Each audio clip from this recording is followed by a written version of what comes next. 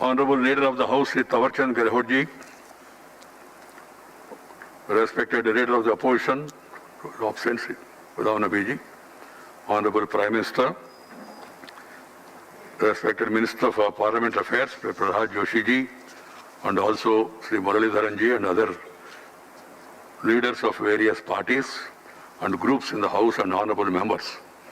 We are concluding the 252 session of the Rajya Sabha today.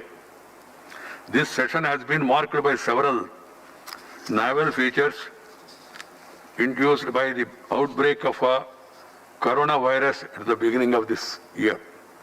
We have to conclude this session 8 sittings ahead of the 18th sittings as the COVID pandemic continues to challenge the humankind across the globe even after 9 months of its outbreak. Originally we planned 18 sittings. We have completed 10 sittings. We are living in extraordinary times, warranting several adjustments requiring us to live a new normal life. We have had 10 sittings during this session, during when this August House had to function from 6 different locations, including the chambers of both the houses of Parliament and 4 galleries of this House, the first of its kind in the history of Rajya Sabha. In another first, we have functioned on Saturday and Sunday of the last week without taking the usual break. As we were thinking of this readjustment, I was not sure as to how the honorable members would cope up with these changes. I am very pleased that all of you have adopted very well. I have had to familiarize myself with this new situation by having 2 mock sessions and several rounds of discussions with officials. I wholeheartedly compliment all of you for making this success of this novel experiment. Honorable members, let me give a brief account of this session. During the 10 sittings, total of 25 bills have been passed and 6 bills have been introduced. The productivity of the House during this session has been 100.47% as against the scheduled available time of 38 hours and 30 minutes. The actual functional time of the House has been 38 hours and 41 minutes. While 3 hours and 15 minutes time of the House has been lost unfortunately due to disruptions, the House sat for an extra time of 3 hours and 26 minutes. I am happy to inform you that the new normal of high productivity witnessed during the last 3 sessions has continued during this session as well. As a result, the overall productivity of the last 4 sessions come to a praiseworthy 96.13%. This high productivity for 4 consecutive sessions is the best during the last 5 years. 22 hours 3 minutes time has been spent on discussing government legislative proposals during these 10 sittings. This comes to a record 57% of the total functional time of the House during this session. The significance of this time share spent on legislative business during this session comes out in sharp contrast when viewed against only 28% time spent on government bills over the years since 1952 when the House came into being. This also explains the primary objective and nature of this unique session during when we had dispensed with the question hour, besides reducing the 0 hour to half an hour. A total of 198 members participated in the discussions on various bills. Question hour being a key instrument of ensuring accountability of the executive to Parliament. A total of 1,567 unstalled questions were replied in writing by the government during these 10 sittings. Members raised issues of urgent public importance through 92 0-hour and 66 special mentions, on which a total time of 4 hours and 15 minutes was spent, accounting to for 10.99% of the total functional time of the House. Besides, the members of this August House have passionately discussed the important issues, especially related to the outbreak of COVID-19 pandemic, its consequences and management, and the developments along with the border in Ladakh. Concerned ministers, Defence Minister, and Health Minister have made elaborate statements on these issues. A total time of 4 hours and 28 minutes have been spent on these discussions, which accounts for 11.55% of the total functional time of the House. Honorable members, through this session has been satisfying in terms of productivity. There have been some areas of concern as well. We need to collectively ponder over these issues for making a difference in future. For the first time in the history of this August House, a notice for motion for removal of the Honorable Deputy Chairman has been given. It had to be rejected for reasons that I have already elaborated because it was a motion, not a resolution. And moreover, the rule of 14% advance notice is not followed. The developments in the House surrounding this unprecedented move have been deeply painful for all those who hold the stature and dignity of this August House dearer to their hearts. I don't want to go into the details of those unpleasant turn of events. All that I like to do is appeal to all of you and all of the other members who are not here from the depth of my heart to kindly ensure that such unseemly behavior is not repeated in future. I would like to remind all of you that in 1997 and 2012, this August House has resolved that all members will uphold the dignity of the House by complying with the rules and procedures laid down. The House combinedly, they have taken almost a pledge that this House, honorable members, will uphold the dignity of the House by complying with the rules and procedure laid down. If we were to adhere to these resolutions, there will be order in the House. And when there is order in the House can function as the country expects it to function. It is the responsibility of all the members to ensure smooth functioning of the House so that we can fulfill our commitments to the people. It is not only the responsibility of this side or that side. All of us combinedly have to work in that direction. It is our commitment that we have given to the people of this country. I have been associated with this August House for the last 22 years. And I get anguish whenever bills are passed in the din. I don't like bills to be passed in din. I am naturally more pained to see that happen as the chairman of this August House. It hurts me the most when the chair is rendered helpless by the turn of events and has to perforce take action against the members as per the rules. It is not a pleasant thing to do, but at the same time we are duty bound to uphold the dignity of the rules, of the standards and values of this August House, which is called as Elders' House. The entire country is observing. I have received numerous calls and also the WhatsApp messages also about the comments about what happened in the House. That means people at large are watching with interest of what is happening in this the upper house. It is not the first time that some members were suspended. And bills are passed when some sections of the House boycott proceedings. I find it extremely unpalatable. This kind of situation needs to be avoided by all means. But the rules of the House do provide for such suspension when it becomes inevitable. If legislative work is not taken up during the boycott by some section of the House, it may legitimize such boycott as an effective instrument of blocking legislation. To protest is the right of opposition, any member for that matter. But the question is, how should it be done? The floor of this August House is the most effective platform for contestation of ideas. But if boycott is done for a longer period, it amounts to leaving the very platform that enables you to effectively convey your ideas and contesting those of others. I request all members to keep this in mind. I now like to briefly refer to some remarks by the Honorable Leader of the Opposition. Sri Ghulam Nabi Azad ji made yesterday during his intervention. It was an intervention. He is known for his courteous, thoughtful articulation of ideas and sentiments while speaking in the House. I have been observing.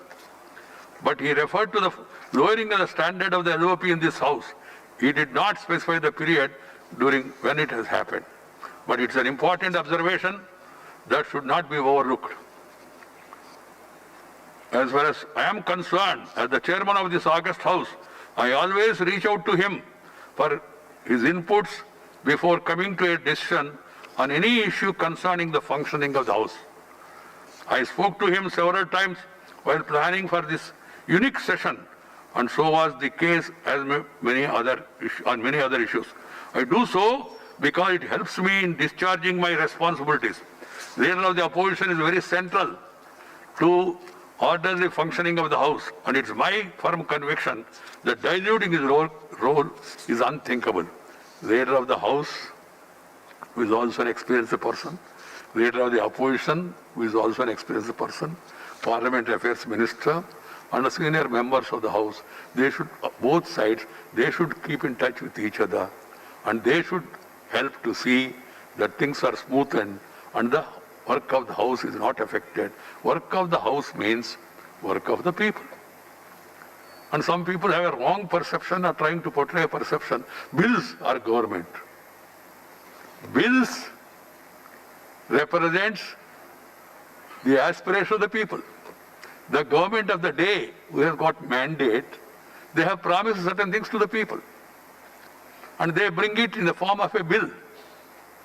And then the collective will of the House will approve the bill or negative the bill.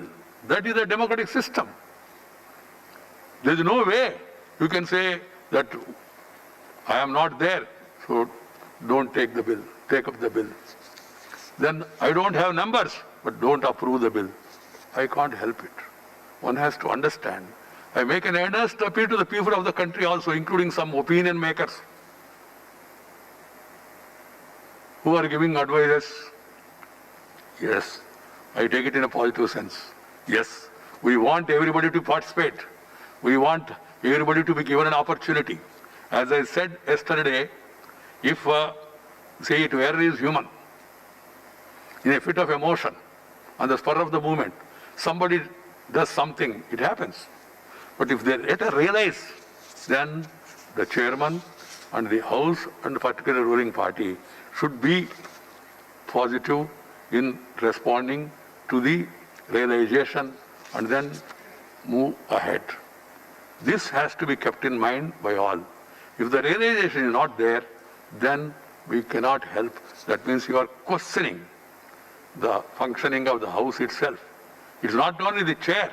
Chair goes as per the rules and regulations, procedures and precedents. There are umpteen number of precedents in this House by previous chairmen, previous deputy chairmen, previous occasions and all. One is the rules, other is precedents, and also the third one is about analyzing what exactly happened and all. As I told you, I don't want to get into details of what has happened on that day in the House, which has been witnessed by millions of the people across the country. Unfortunately, I would like to caution people, unfortunately, it is not the live telecast alone. Some honorable members, in their over enthusiasm, thinking that they are wise, they have taken video of their acts and circulated without understanding that they got themselves exposed. So please avoid using phone or the other instruments, because as per the rules, it is not allowed. I would like to thank honorable members for attending this session despite all difficulties during these difficult times. I hope that when you get back to your respective states and constituencies, you will be available for consultation and guidance that is required by the people to contain the spread of coronavirus and cope up with the socio-economic consequences. This session has been unique in several respects and a challenging one too. all of us, we rose to the occasion except that unfortunate incident admirably. It was preceded by several rounds of extensive discussions between me and the Honorable Speaker of Lok Sabha, and the Secretary Generals and officials of both the Secretariat of Lok Sabha as well as Rajya Sabha. I have also held discussion with the top officials of the Ministry of Home Affairs and Health, Family Welfare, ICMR, DRDO and CPWD. All their valuable inputs, suggestions were kept in mind, and we tried our best, and members to the best of their ability have also cooperated in following that. Holding Parliament session during this pandemic required some innovative thinking and elaborate planning. Well in advance, Secretary General Rajya Sabha and his team in the Secretariat, as also the Parliament Security Service, Rajya Sabha TV, Lok Sabha TV, and other agencies, including the Public Works Department, who worked behind the scene, did not fail me in this regard. I am very happy about it. I would like to put on record my appreciation of the efforts made by all these people. I would also like to thank the members of the media for their uninterrupted transmission of the parliamentary proceedings to the people. Previous session was also cut short on account of the pandemic. We are still to come up with grips with this situation. I hope that when we meet next time, we shall do so without the present limitations and restrictions. Some people question why this session. In this COVID times, one is constitutional requirement, and also the leader of the government, the Prime Minister. When I discuss larger issues with the leader of the opposition, leader of the House, and also certain senior members of the opposition and other parties, and at times Prime Minister also. Prime Minister told me, others are all doing duties during these crucial times. We members of Parliament, we should not fail in our responsibility because we have been mandated to do certain things. And then that has convinced me. And of course the constitutional requirement also is very much there. I urge all of you to stay safe and stay connected. Let us win the battle against the pandemic at the earliest. This is the time to show unity of mind and purpose. This is the time to show that the country is capable. It will all stand as in one. And whatever instructions and guidance are given by the central government and the state governments, it is not only the Prime Minister who is heading it here at the center, giving guidelines, advices, taking steps, but also the chief ministers of various states. They have also done their best. And there always is scope for improvement. If there are shortcomings, they have to be brought to the notice in a positive manner because this is an extraordinary time. And the focus of attention should be to ameliorate the sufferings of the people and take effective steps to see that they are not put to hardships to the extent possible. That's my appeal to all members of Parliament, irrespective of parties, and also people at large. This is not a normal time. If there are any shortcomings, you have got every right in democracy, and we are a functional democracy. India, largest parliamentary democracy in the world, and we have shown to the world also how we are able to manage this and what are the steps that have been taken. So, honorable members, on behalf of all of you and on my own, I once again place on record our deep and sincere appreciation for all the frontline warriors, those who are ensuring our physical well-being like the doctors. Some of them have sacrificed their life. Nurses, paramedical staff, sanitation workers, very important role played by them. And scientists who are working day and night to come out with solutions to this problem. As well as those who are ensuring our food security in this hour of crisis, the farmers and the providers of the essential goods.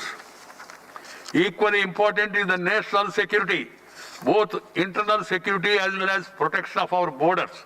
We gratefully acknowledge the dedication of the police and armed forces in keeping us and our country safe. And this crisis on. Before concluding, I would like to extend my wishes to all of you for the forthcoming festivals of Dasara, Vijayadashmi, Deepavali, and Milad-un-Nabi. All these important festivals are coming. I appeal to all of you, celebrate the festivals, stay at home, follow the guidelines. Following guidelines is not only for you, it is for the people also. So I hope that everybody remember these things. And then